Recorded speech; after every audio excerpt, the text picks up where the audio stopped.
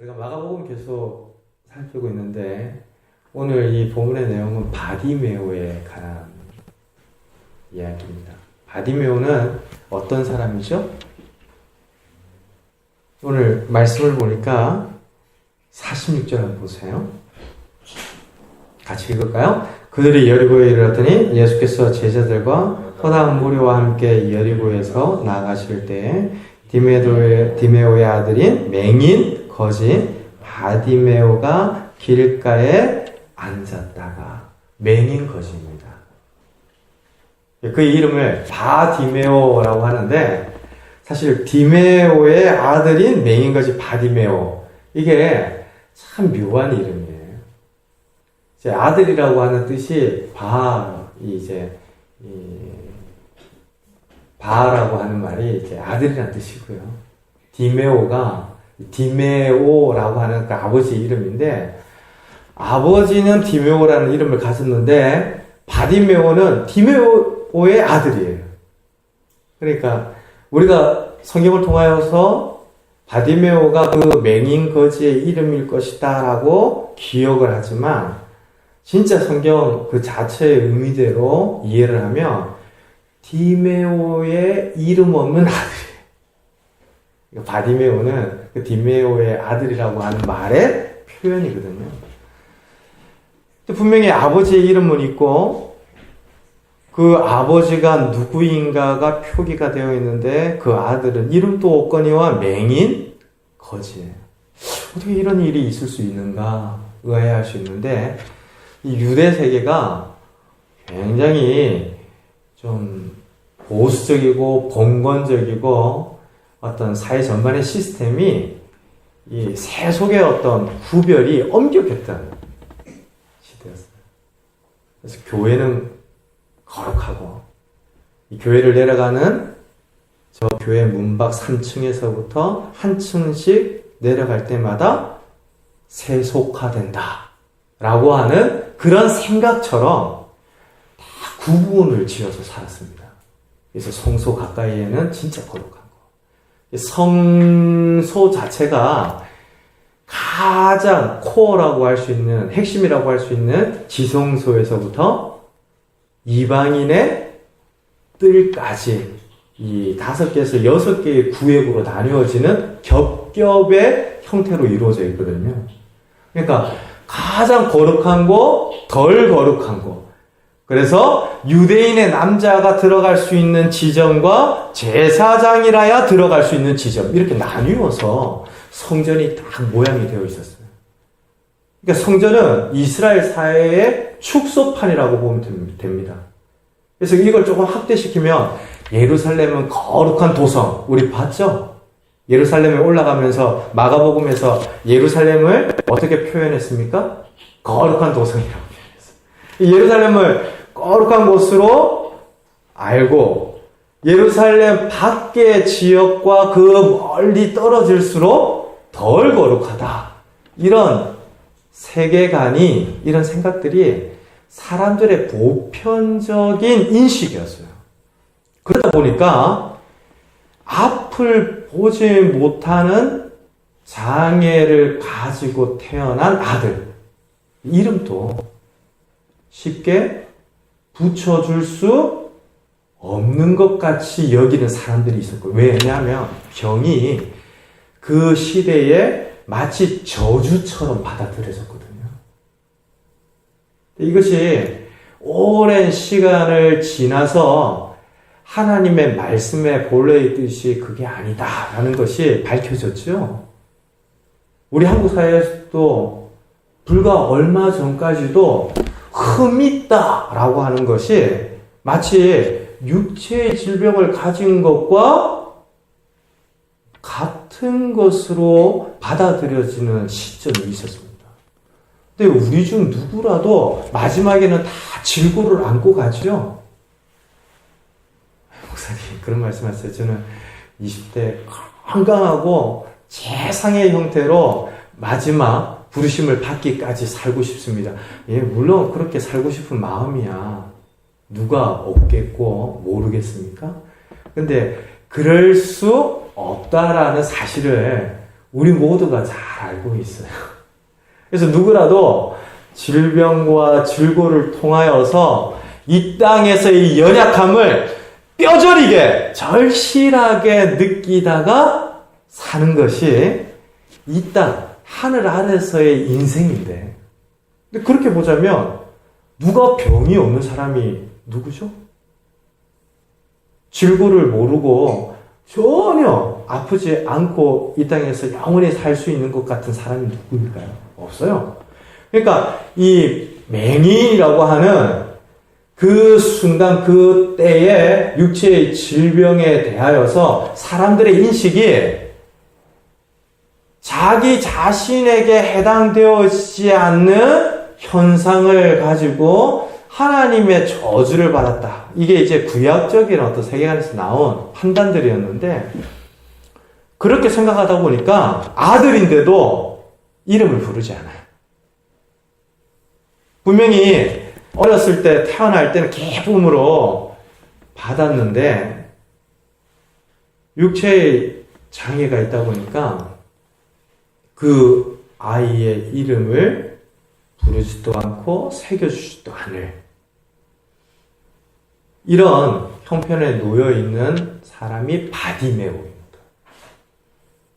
거기다가 경제력이라든지 노동력 자체가 이 앞을 보지 못하니까 뒤따르질 않죠. 그러니까 어떤 면에서 거린이다.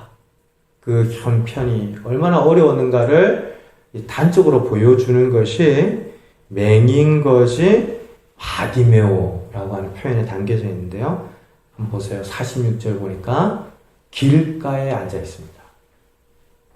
우리가 이제까지 마가복음을 읽으면서 계속해서 길에서라고 하는 가르침들을 들어왔어요.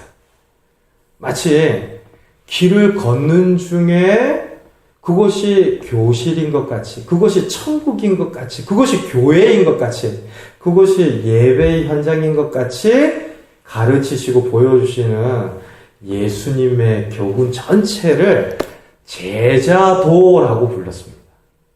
길에서 계속해서 무언가를 가르치시니까 어떤 길을 성도가 걸어가야 할지, 어떤 길을 따라서 제자들이 살아가야 할지를 가르쳐 주신다라고 해서 제자도라고 했죠. 기억나시죠? 근데 그 제자도라고 하는 큰 줄기에서 이 바디메오가 앉아 있는 것을 보니까 길입니까? 길가입니까? 길가는 굉장히 묘한 자리예요. 길에 있는 것도 아니고 길 밖에 있는 것도 아닙니다. 길가는 그 주변부예요.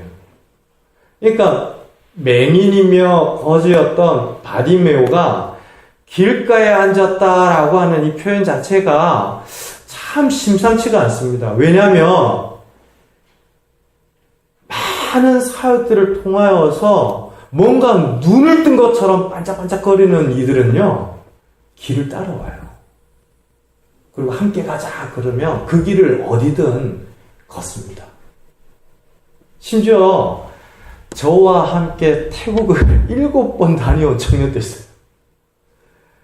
그 비용이며 그 시간이며 준비하는 기간 동안의 에너지를 생각하며 그 청년은 20대에 피 같은 시간을 거기 다 쏟아부은 거예요. 다른 친구들은 한 번, 두 번, 두 번까지가 거의 맥시멈이고요.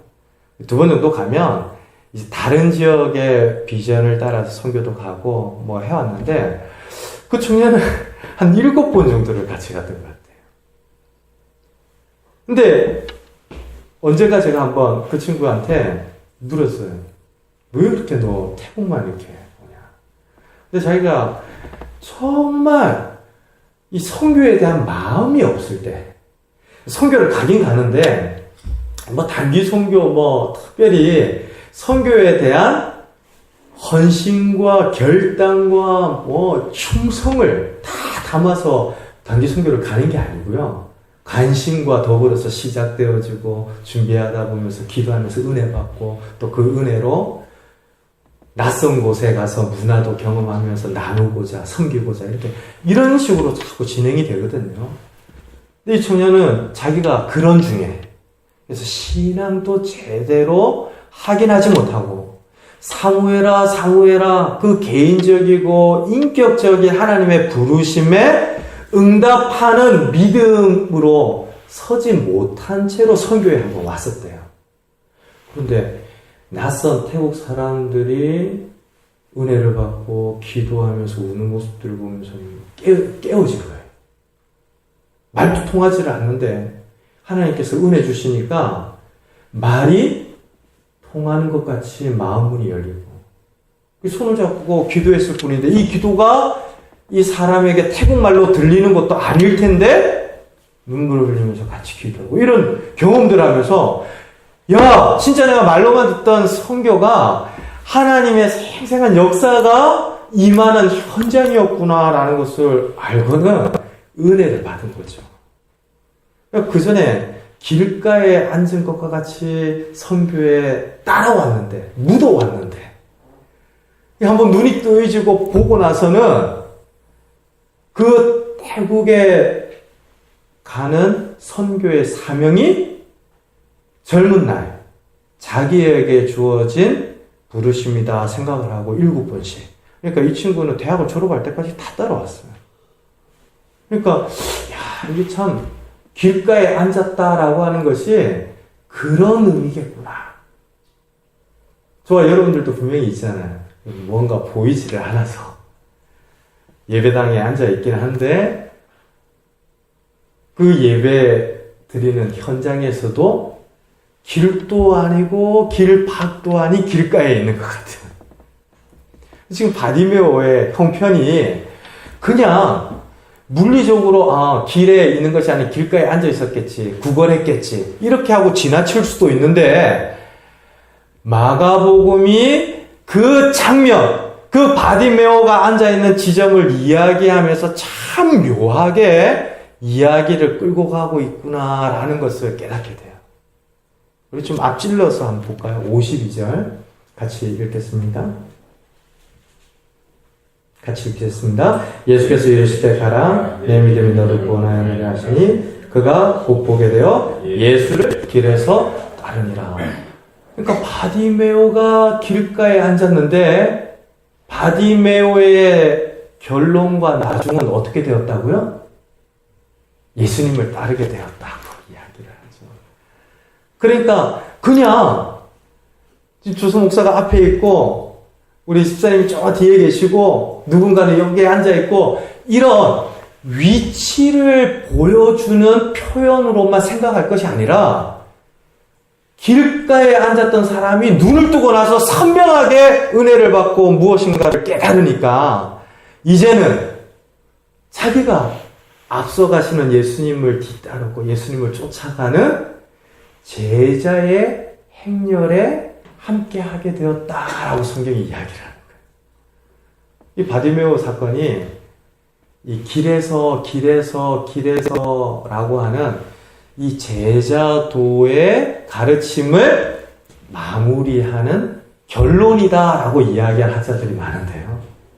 그러니까 길가에 앉았다가 길에서 예수님을 따르는 이와 같은 은혜가 오늘 말씀 가운데 바디메오에게 임했죠. 사랑하는 성도 여러분, 오늘 말씀을 함께 나눌 때에 내가 제자로서 이런 변화, 이런 인격적인 체험들, 이런 예수님을 뒤따라가는 믿음의 헌신들이 내 삶에 허락되어지기를 함께 기도하고 그렇게 구하는 은혜가 있기를 주님의 이름으로 축원드립니다.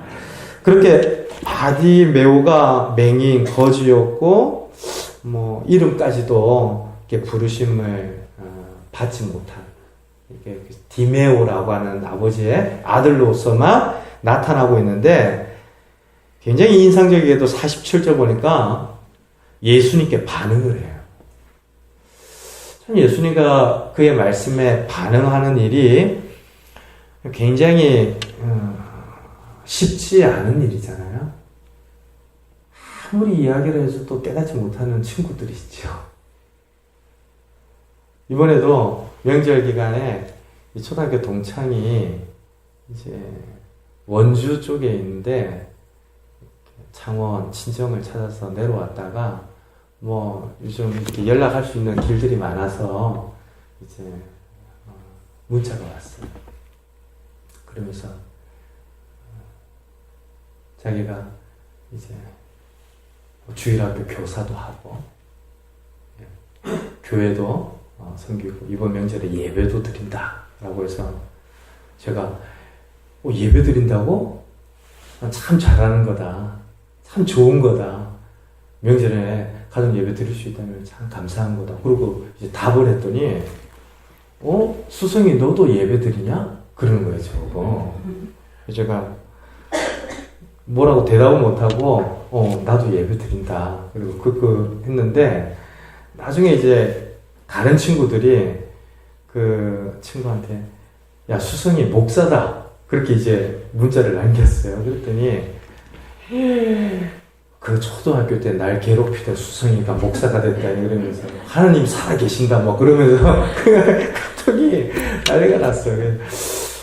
참 그 초등학교 때도 참 잘 살았어야 했는데 그러면서 그 친구가 뭐 남기는 이야기들이 뭐 야 어떻게 이럴 수가 있냐 되게 참 놀랬다 라고 이야기를 하면서 좀 재미난 말들이 오고 갔었는데요. 사실은 참 믿는다라고 누군가가 믿는다는 게 어려운 일입니다. 깜짝 놀랄 만한 일이에요. 이렇게 하나님께서 좀 더 열매를 주시고 말씀을 증거할 때 누군가가 마음문을 열고 또 주님께로 나오게 된다면 하나님께서 능력을 주시고 은혜를 주셔서 그 사람을 사용하시는 것이죠. 하나님과 무관한 능력으로 그와 같은 일들이 일어나는 것이 아니라 하나님께서 함께 하시기 때문에 그런 일들이 이루어지는 것입니다. 그러니까 한 사람이 돌아오고 예수를 믿고 예배자가 되고 이게 그냥 쉬운 일이 아니에요. 근데 바디메오가 다윗의 자손 예수여 나를 불쌍히 여기소서라고 소리를 지르기 시작하는데 나사렛 예수가 지나간다는 말을 듣고 이렇게 고백하면서 예수님을 쫓기 시작합니다. 사랑하는 성도 여러분, 여기에서부터 바디메오의 믿음이 나타나기를 시작하는데요. 예수님께 인격적으로 반응하는 것이죠. 많은 것을 보고 경험하고 배웠던 제자들조차도 예수님과 함께 길을 간다라고 하면서 세상의 권세와 명예를 주장하고 있는 그때에 길가에 앉아서 누군가가 나를 진짜 도와줄 수 있을까? 이런 생각들을 가졌는지 안 가졌는지도 모를 이 맹인 거지가 나사렛 예수라는 이름을 들으면서 벌떡 일어나서 소리를 지르며 예수님 앞에 나오기 시작합니다. 근데 뭐라고 고백하죠? 다윗의 자손 예수요 라고 이야기합니다. 이 나사렛 예수와 다윗의 자손 예수는 사실은 굉장히 차원이 다른 호칭이에요. 나사렛 예수는 저기 부산 사람 모 아무개다 이런 이야기거든요. 그런데 다윗의 자손 예수여라고 하는 이 호칭은 구약에서 약속된 이 사무엘 상하를 통하여서 약속된 메시아라고 하는 의미를 가지고 있습니다. 그러니까 이스라엘을 온전하게 회복시켜줄 바로 그분. 그렇게 지금 고백하면서 이 맹인거지가 일어났던 것인데요. 어떻게 이 사람이 이렇게 반응할 수 있었는지에 대해서는 잘 모르겠어요. 다만 듣고 나사렛 예수라는 말을 듣고 고백하기 시작했다라고 하는 거죠. 저는 이것이 제자에게 있어서 굉장히 중요한 대목이라고 생각을 합니다. 오늘날 성도들이 제일 많이 놓치는 부분들이 이런 부분이에요. 성도의 처음의 자리는 말씀을 듣는 자리입니다. 말씀을 펼치는 자리이고 하나님의 그 말씀 앞에 서는 자리가 성도의 가장 기본된 자리인 줄로 믿습니다. 이 말씀을 듣고 배우는 것이 믿음이 허락되어지고 자라는 유일한 방법이라고 해도 무방해요. 지금 맹인거지였던 바디메오가 듣고 반응하기 시작하면서 고백을 하는데 나사렛 예수, 그 출신 배경을 두고 예수님을 이야기하는 소문, 그 조각들을 가지고 그분이야, 바로 메시아야, 이 나라를 회복시키실 다윗의 자손이야 라고 고백을 하는데요. 참 묘합니다. 우리가 복음서를 마태복음, 마가복음, 누가복음, 요한복음에서 사복음서라고 부르죠. 예수님의 생애에 대하여서 이 사복음서가 들려주고 있는데 앞으로 좀 자세하게 이야기할 수 있는 기회가 있을지 모르겠는데 이렇게 복음서를 하나만 하면 헷갈리지 않을 텐데 왜 4개씩이나 남겼나 의아해하실 수도 있는데요. 초대교회 상황이 그랬습니다. 오늘날에야 저희 그 사랑 교회에서 예배드리고 말씀을 나누는 것도 뭐 유튜브에 우리 조시사님이 매주 올리는데 들으려면 들을 수 있어요. 저 위에 있는 분도 듣고 저한테 연락 오는 분도 가끔 있으세요. 그런데 재미나게도 그 시대는 그런 시대가 아니었습니다. 이곳에서 예배드리면 저쪽에서는 예배를 드리지 못하는 일들이 허다했습니다. 그렇죠? 그래서 사도들은 적은데 예수님에 대하여서 증언해 줄 사람들은 적은데 여기저기에서 교회가 생겨나기 시작하니까 이후에 기억을 더듬어서 쓰기 시작하고 영감을 받아서 기록하기 시작한 것이 복음서예요. 그러니까 사복음서가 예수님의 생애의 커다란 줄기들은 같이 이야기를 하지만 조금 다른 특색들과 특징들과 그런 사건들을 우리들에게 보여주는데요. 다윗의 자손 예수여라고 하는 이 호칭도 그렇습니다. 다른 복음서에서는 자주 나타나요. 그런데 마가복음에서는 여기에서만 나타납니다. 그리고 마가복음이 가장 먼저 쓰여진 복음서였다라고 이야기들을 하니까 예수님의 생애와 더불어서 예수님을 향하여 다윗의 자손이라고 가장 먼저 고백한 것으로 성경에 나타나는 사람이 바디메오예요.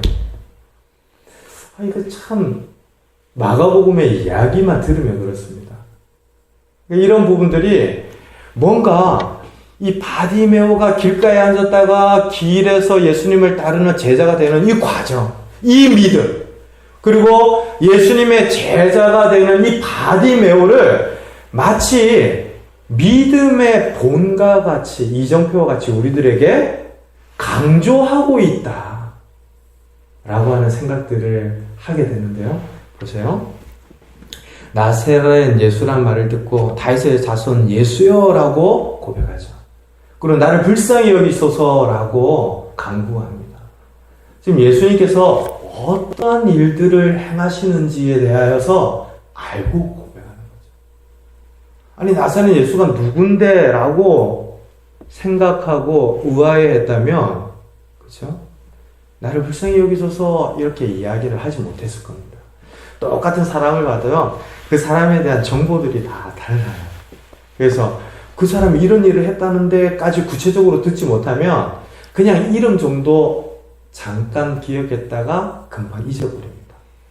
근데 바디메오가 어떤 형편에서 나사렛 예수시다라고 하는 이야기를 듣자마자 그다! 라고 했는지는 모르지만 불쌍히 여기소서라고 고백하고 기도할 만큼 예수님이 행하신 일에 대한 고백과 인식을 가지고 있었다라는 거예요. 그뿐만이 아니라 이 맹인거지가 소리를 지르니까 보세요. 48절 사람들의 반응이 어떻습니까? 같이 읽을까요? 많은 사람이 꾸짖어 잠잠하라 하되 그가 더욱 크게 소리질러 이르되 다윗의 자손이여 나를 불쌍히 여기소서. 많은 사람이 꾸짖습니다.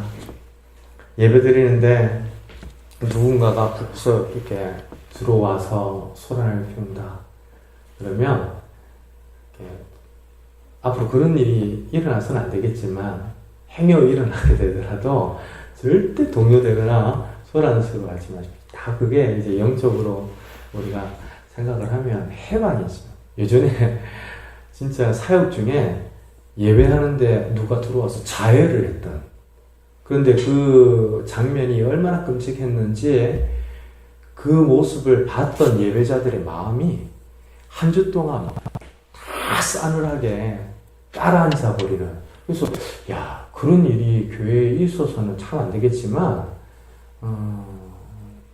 참 영적인 시험이구나, 이런 생각이 들었어요. 그래서 저희 교회는 항상 예배드릴 때 조수호 집사님이 맨 뒤에 앉아 계신지 모르겠는데 하여튼 뭐 그런 형편의 일이 일어나지 않기를 바라는 것이 보통의 마음입니다. 근데 지금 맹인거지가 소리를 지르면서 불쌍히 여기소서 다윗의 자손 예수여 이렇게 따라오니까 사람들이 꾸짖고 잠잠하라고 하는 것은 당연한 반응이었습니다. 그런데 더 소리를 크게 질러 예수님을 부르지요. 그런데 48절에 나타난 꾸짖다, 이 소리 지르다라고 하는 이 동사의 시제가 미완료예요.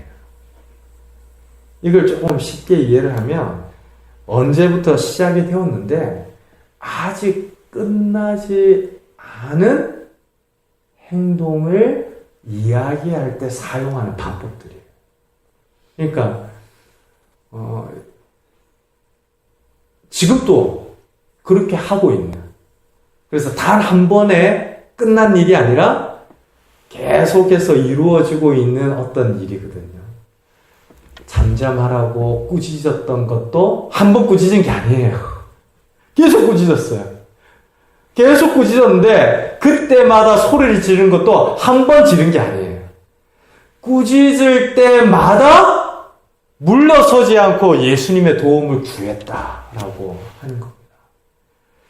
바디메오가 좋은 믿음의 본이 될 수 있는 대목들이 하나하나 나타나기 시작하는데 이 사람의 믿음의 모습이 무엇일까 생각해 봐야 합니다. 왜냐하면 예수님께서 바디메오를 향하여서 내 믿음이 너를 구원하였다라고 앞을 보게 해주셨을 뿐만 아니라 구원을 주셨기 때문에 이 바디메오가 나타내 보여주는 믿음의 모습이 제자도의 핵심이라고 봐도 과언이 아니에요.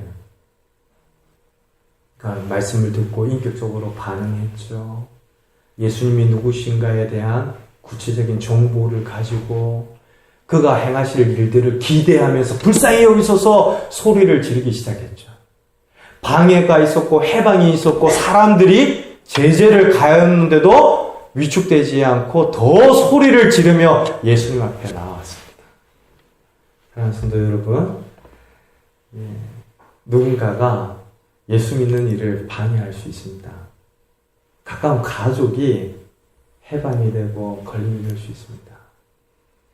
내가 참 예수님 좋은데 아내가 너무 싫어하네요. 그래서 신앙생활을 하지 못한다면 그 믿음은 참 믿음이 아니겠죠. 나는 예수님이 너무 좋은데 살다 보니까 인생이 연약한 것도 알고 우리 하나님께서 우리를 은혜로 돌보셨다는 것도 깨닫는데 우리 아이가 그렇게 교회 가는 걸 싫어하네요. 그러면서 교회를 안 오는다면 예수님을 믿는 것을 포기한다면 참 믿음이 아니겠죠. 가만 보면 우리 가정 안에서도 우리의 가고 안에서도 그런 해방들이 참 많았습니다. 그렇죠?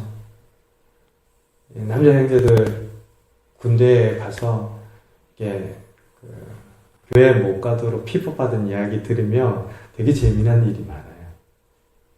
근데 그곳에서 받은 은혜들도 참 많다라는 것을 이렇게 듣고 나누게 되는데, 하여튼 해방이 있다고, 방해가 있다고 물러선 것이 아니라 더 소리를 지르며 예수님 앞에 나아왔습니다. 우리 현실도, 우리 살아가는 사회도 신앙을 가졌다, 그러냐, 그렇게 대접하고 인정하던 시기를 조금 지나고 있습니다. 그것을 부러워하고 관심 있어 하고 이런 게 아니라, 그래, 너는 너대로 그렇게 신앙생활 해라, 이런 약간 관심 자체가 이전과 다르게 냉소적으로 바뀌어가는 시대를 살고 있어요. 예수 믿는 사람들이 왜 그래? 오히려 적극적인 해방과 비난과 조롱까지도 사회 가운데 만연하게 나타나고 있다는 것을 보는데요. 해방이 있다고 물러서지 마십시오. 방해가 있다고 결코 예수님을 향하여 나아오는 그 일을 멈추지 마시길 바랍니다. 적극적으로 누군가가 꾸짖고 해방하는 것만이 아니라 우리 삶의 형편이 더 분주해지고 할 일들이 많아서 나 스스로가 신앙생활에 어려움이 생기도록 그렇게 시간이 지난다. 그럴 때 깨달으십시오. 물러서지 않고 예수님 앞에 나아가는 그 일이 더 복된 일입니다. 다른 일을 포기해서라도 하나님 앞에 머물려고 하는 것이 하나님께서 기뻐하시는 일이고 예수님께서 복 주시는 길인 줄로 믿습니다. 바디메오가 그렇게 나가는 거예요. 소리를 계속 지르면서 예수님 앞에 나아가니까 49절 보세요. 예수님께서 서서 그를 부르라. 이제 사람들과 다르게 예수님은 그를 부르시면서 바디메오를 인도해 내시는데요. 사람들이 이 바디메오를 향해서 이야기하는 바를 보십시오. 그가 너를 부르신다.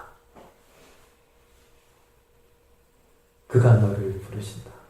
어떤 면에서 오늘 설교의 제목을 그가 너를 부르신다 라고 하면 좋겠다, 이런 생각을 지난주 중에 계속 해보았는데, 오늘 함께 살피는 말씀만이 아니라 제자도 전체, 아니 더 넓게는 마가복음 전체를 한 줄로 요약해서 제목을 붙여본다면 그가 너를 부르신다 괜찮겠다 생각이 들었어요.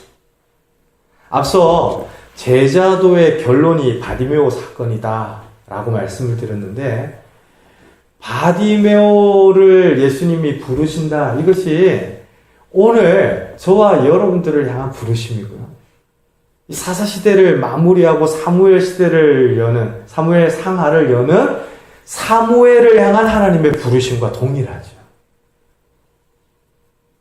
이와 같이 하나님께서 그를 따르며 하나님의 계획들을 함께 펼치며 이루어 나갈 선한 일꾼들을 부르시고 찾으시고 제자를 부르시는데요. 예수님이 불렀다라고 하는 이 대목을 제자들이, 무리들이 바디메오에게 전하는데 너무 감격스러워요. 사랑하는 성도 여러분, 저와 여러분들이 지난날의 형편들을 가만히 돌아보면 가장 큰 은혜가 뭡니까? 하나님께서 우리를 찾아오신 것이죠. 예수님께서 우리를 부르신 것입니다. 지금 바디메오의 형편이 어떻게 변할지 모르지만 그가 너를 불렀다! 그러면 사실은 다른 어떤 문제들이 남겨져 있어도 우리에게 충분한 은혜가 임할 것이다. 이제 믿음 안에서 저와 여러분들은 압니다. 지금 바디메오에게도 그런 은혜가 임할 거예요. 오늘날에도 누군가를 부를 때 기대하고 축복하고 확신하십시오. 우리를 통하여 하나님께서 그 사람을 부른다면 그 사람의 인생 가운데 하나님께서 내게 행하셨던 것 같은 선한 일들을 이루실 것이다.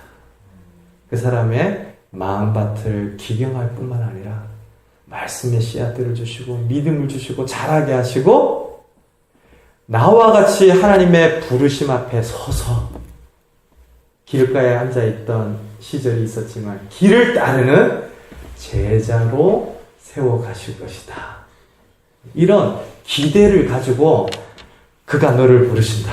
이렇게 인도하고 또 초청도 하고 전도도 하는 것이죠. 근데 그런 이야기를 듣고 바디메오가 나아갔을 때 겉옷을 내버리고 뛰어 일어나 예수님께 나아갔다라고 하는데요. 맹인 거지에게 겉옷은 필수품입니다. 팔레스타인 지역의 기후를 생각하면 낮에는 굉장히 덥다가도 저녁에는 서늘하고 추웠다고 그래요.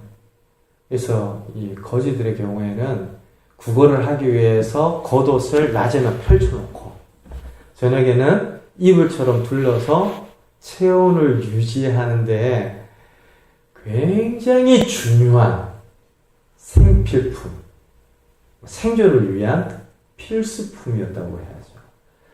어느 정도였냐면 출애굽기 말씀을 보면 아무리 빚지고 아무리 채권자가 되어서 채무를 이행해야 하는 때라도 겉옷을 가져가는 일은 율법이 허락하지 않았습니다. 그러니까 다른 거 다 가져가도 좋아요. 심지어 채무를 이행하지 못할 때 그 자녀가 대신 종과 같이 섬기도록 하는 것까지도 율법은 보호를 하면서 지도하고 있는데 겉옷을 가져가는 일은 막았습니다. 겉옷 가져가면 죽는 일이에요. 그런 겉옷을 내다 던지고 일어나 예수님께 달려갔다. 이게 무엇을 말하죠? 모든 것을 내려놓고 그 앞에 제자들이 나는 아버지도 버리고 밭도 버리고 배도 버리고 그물도 버리고 형제들도 버리고 주님을 따랐나이다. 그러면서 주님의 우편에 좌편에 앉혀달라고 그랬는데 사실은 다 버린 게 아니었잖아요. 바디메오는 그 겉옷을 버리면서 예수님 앞에 나왔다라고 이야기를 하죠. 사랑하는 성도 여러분, 듣고 인격적으로 반응하고 해방과 방해에도 물러서지 않고 계속 예수님께 은혜를 구하고 그가 너를 부르신다라는 부르심에 내가 가지고 있는 것이 아무리 귀한 것이라 해도 내어 던지면서까지 예수님 앞에 나오는 믿음.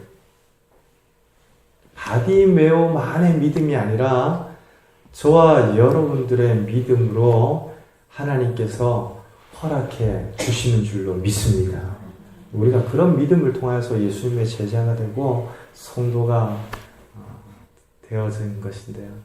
사실은 그 정도까지는 아닙니다. 걱정하지 마십시오. 하나님께서 그런 믿음으로 저와 여러분들을 다 이끄시는데요. 죄인 된 것을 알고 예수님이 나의 구주십니다. 그 믿음의 고백 안에 사실은 이 바디메오가 보여주는 믿음의 모든 고백들이 다 담겨져 있는 것이죠.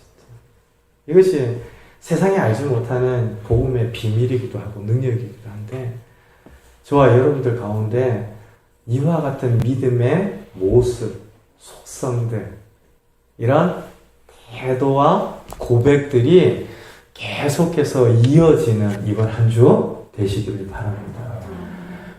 내가 무엇을 하여 주기를 원하느냐 그랬더니 바디메오가 보기를 원합니다 라고 해요.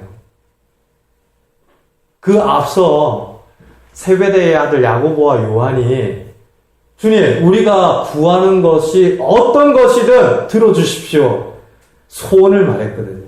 근데 그 소원을 들어보고 나니까 영광스러운 영의정, 좌의정 이런 자리예요. 더 웃기는 것은 그 세베대의 아들 야고보와 요한이 그것을 구했다라는 이야기를 들었던 10 제자가 너희들이 왜 새치기를 하고 이 위계 질서를 허트리냐? 받는다면 나부터 받아야지. 그러면서 그 두 사람에게 화를 냈어요. 그러니까 제자들의 소원은 이 땅에서의 영광과 명예와 어떤 인정과 그렇죠? 이런 지위였는데 없으니까 없는 중에 예수님이 나를 불러주셨다라는 것 자체가 은혜일 수밖에 없는 그 사람. 그래서 평생 앞을 보지 못했기 때문에 앞을 보는 것보다 더 우선하는 소원이 있을 수 없는 그 사람은 보기를 원해요. 오늘날에 성도들이 많이 놓치는 부분이 이런 겁니다.